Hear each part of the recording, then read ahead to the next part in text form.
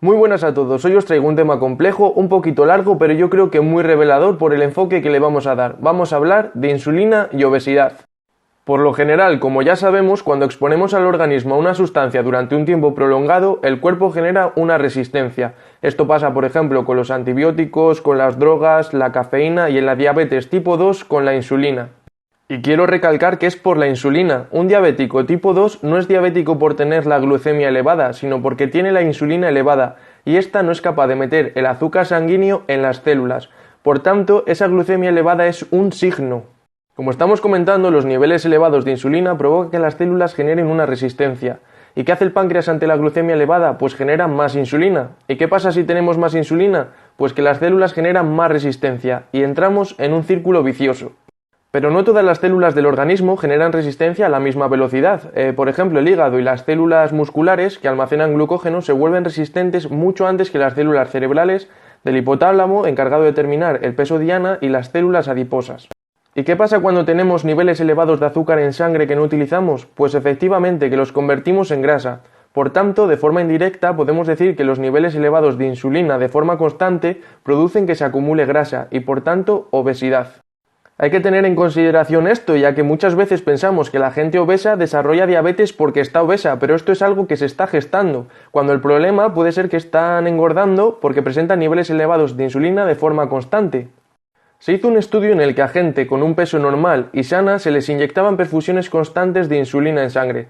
Esto les produjo en 3 días resistencia e inicios de diabetes, aumentando además su peso. Y aquí viene lo revelador, pero antes quiero que me respondáis con las pistas que ya os he dado a cuántas veces creéis que hay que comer en el día. Ya sabemos que se generan picos de insulina tras las comidas, mayores picos a mayor índice glucémico de los alimentos. Si comemos muchas veces al día, muchos picos. Si a eso le añadimos que los alimentos que elegimos son comidas ultraprocesadas altas en azúcares, los picos serán mayores y por tanto el organismo estará sometido a la presencia de insulina durante más tiempo. Si nos paramos a pensar cómo estamos tratando en muchos casos la diabetes tipo 2, la vemos más como una enfermedad con niveles altos de azúcar. ¿Y qué hacemos? Tratarla con insulina o antidiabéticos orales. Además recomendamos 5 o 6 comidas para mantener los picos de insulina. Y lógico, ¿verdad? Más insulina, más resistencia, mejora la glucemia, empeoramos la diabetes. ¿Y qué hacemos con el tiempo? Pues si empezamos con 20 de Lantus, ya vamos por 60. Se realizó un estudio en el que precisamente sucedía eso, se controló con insulina la glucemia y se redujo 300 kilocalorías la ingesta media diaria, y a pesar de eso, la gente engordó de media 8,7 kilos. Pues aquí lo vamos a dejar para no alargarme demasiado. ¿Queréis que continúe hablando de este tema más adelante? Si es así, el próximo día entraré más en profundidad cómo tratar la diabetes y la obesidad desde este enfoque. Enviarme vuestras dudas y opiniones. Un abrazo. Bueno, lo prometido es deuda, así que hoy vamos a seguir las historias que empezamos el otro día. Vamos a hablar de obesidad, insulina y el tratamiento desde ese enfoque. Si os lo perdisteis, está en mi perfil.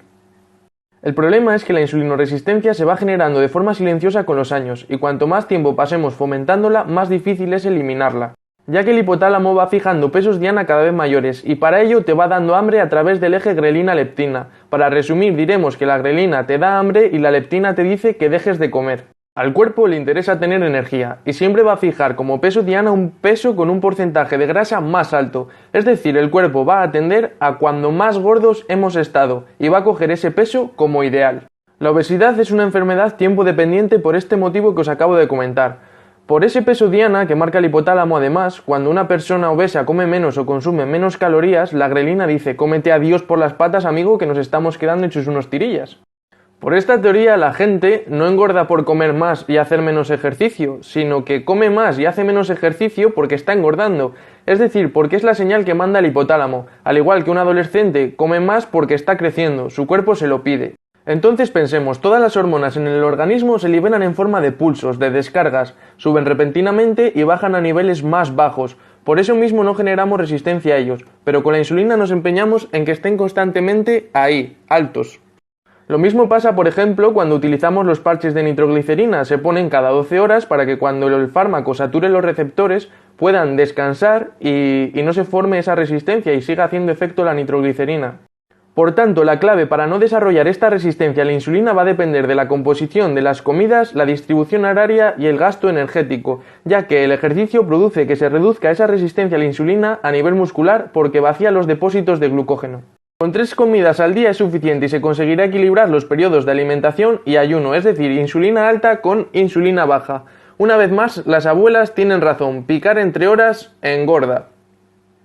Un mito muy arraigado es que el desayuno es la comida más importante del día, y mucha gente ni siquiera se levanta con hambre, ya que la respuesta natural del ritmo circadiano es secretar, entre otras hormonas, cortisol.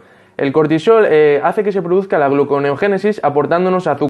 Esta dosis de azúcar matutina los diabéticos la conocen muy bien porque se conoce con el nombre de fenómeno de Alba. Por tanto, ¿es imprescindible desayunar? No, ni tampoco tiene por qué ser copioso. Un buen truco puede ser no desayunar según nos levantamos, sino por ejemplo a media mañana.